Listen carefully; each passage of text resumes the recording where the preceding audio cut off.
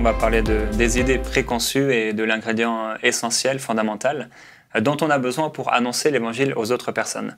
Et pour ça, on va commencer à lire un verset qui se trouve dans 1 Samuel au chapitre 17 et au verset 40.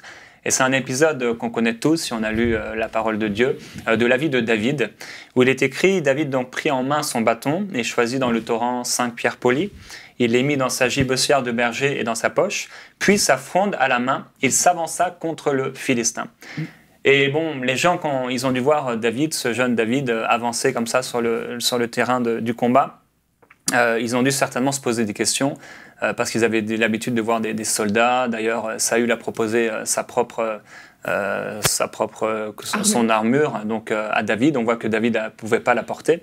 Et donc les gens pouvaient imaginer que celui qui allait affronter ce géant Goliath, il allait être grand, il allait être musclé, il allait être très particulier, il allait être en tout cas comme un Superman, un super-héros, quelqu'un qui pouvait terrasser ce Goliath.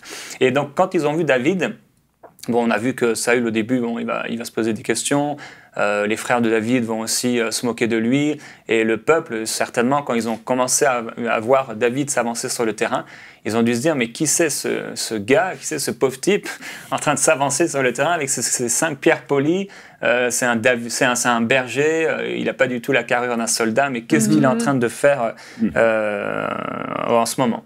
Donc, il n'était pas armé jusqu'aux dents, il était simplement là avec ses 5 pierres polies et en train de s'avancer devant Goliath. Et c'est vraiment une image pour nous que je voulais utiliser par rapport à l'annonce de l'Évangile, parce que souvent, on a des idées préconçues.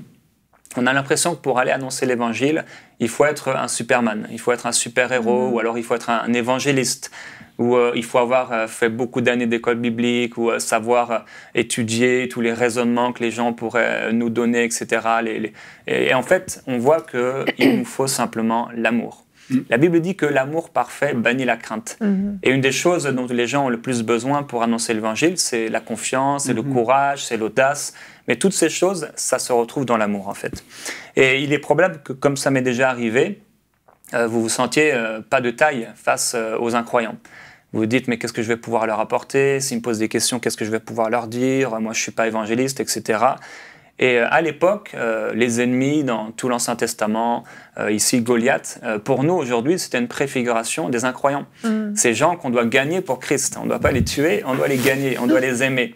Et le pays promis qui devait obtenir par la foi et par l'obéissance, ben pour nous aujourd'hui, c'est tous ces païens, hein, ces incroyants qui sont sur toute la surface de la terre, qu'on devrait amener dans le royaume de Dieu pour qu'ils soient sauvés. Et on a donc souvent des idées préconçues. On pense que tel type de personne, bah lui, voilà, c'est un évangéliste, il peut voir des miracles, il a un don de guérison extraordinaire, à travers lui, Dieu sauve des gens. Et nous, on se disqualifie. On se dit, bah, moi, je ne suis pas évangéliste, moi, je n'ai pas un don particulier de miracle, je n'ai jamais guéri un aveugle, etc. Et en fait, on regarde beaucoup trop à nous, au lieu de simplement aimer les gens. Et une chose qui m'a beaucoup aidé en annonçant l'évangile, c'est que plus je le faisais, et plus aussi je reconnaissais parfois plusieurs erreurs qui étaient en moi, et plus je réalisais, je ne veux plus simplement annoncer l'évangile parce qu'il faut annoncer l'évangile, mais j'annonce l'évangile parce que j'aime les gens. La première des choses qu'il faut, c'est aimer les gens. Et quand on va aimer les gens, bah, on va avoir naturellement le désir de leur parler de Jésus.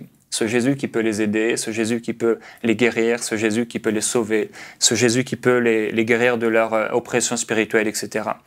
Avec ma petite pierre, Dieu peut abattre les géants. Avec ma petite pierre, Dieu peut convaincre un cœur qui a l'air endurci comme un Goliath devant moi. Et cette petite pierre, en fait, c'est l'amour. Jésus a dit de ces pierres qu'il pouvait d'une pierre même susciter une descendance. Et même si vous avez une simple pierre, comme David qui avait juste 5 petites pierres avec lui, vous pouvez, avec l'amour, annoncer l'évangile et porter beaucoup de fruits pour le royaume de Dieu. Donc, on n'a pas besoin d'être armé jusqu'aux dents pour annoncer l'évangile. On n'a pas forcément besoin d'être intelligent, plus intelligent que les gens, de connaître plus de choses sur la science, sur l'origine du monde, etc. On a besoin, je crois, d'aimer les gens. Et quand je veux aimer les gens, il y a quelque chose en moi qui va me pousser à parler à ces gens qui sont perdus.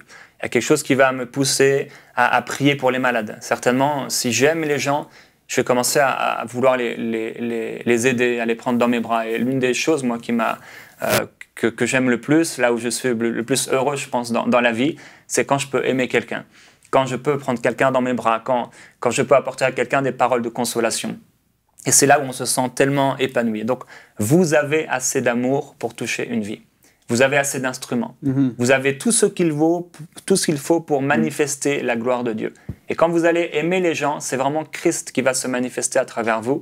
Et la puissance de Christ, vous allez diminuer, vous allez simplement aimer les gens, va pouvoir se manifester. Et c'est là que vous allez pouvoir commencer à voir des miracles, des guérisons, des gens être sauvés. Pas parce que vous avez voulu forcer les choses, pas parce que vous aviez des grands instruments sur vous, une superbe carapace, une superbe armure, mais simplement parce que vous avez commencé à avoir un cœur qui aime les gens, un cœur qui est rempli de compassion pour les gens.